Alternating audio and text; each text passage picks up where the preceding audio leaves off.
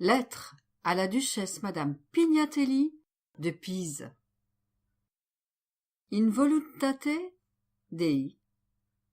Dame, très estimée dans la volonté divine. Merci pour votre précieuse lettre et pour l'article de Merlanda que vous m'avez envoyé.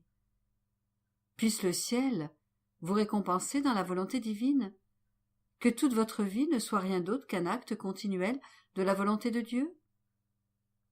Ma bonne duchesse, puissions-nous chérir, vivre dans la volonté divine.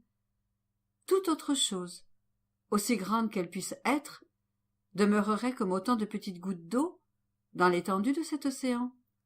Même plus, puisque si nous vivons dans la volonté, notre cher Jésus trouverait en nous ses pas divins, son mouvement, son amour, et tout notre être, converti en matériel divin, dont le doux Jésus se servira pour former, pour élever et pour nourrir sa vie en nous. Toute autre chose, aussi belle qu'elle puisse être, peuvent servir à former ses travaux, mais seule la volonté divine servira à former sa vie.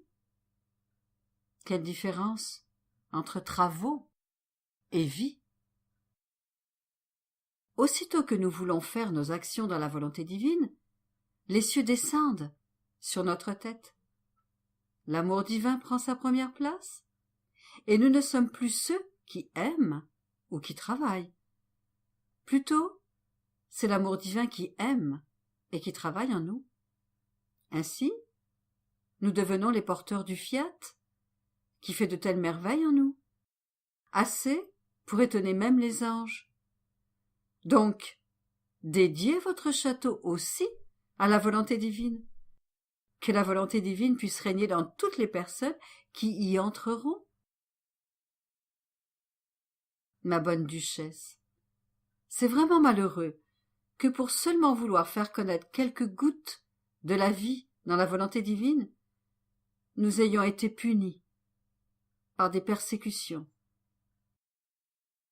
Le seul confort qui nous reste, c'est qu'ils ne peuvent pas éloigner de nous la volonté divine. Puisse-t-elle être notre seul refuge, le baume de nos souffrances, la cachette quand ils nous persécutent et qu'ils ne peuvent nous trouver.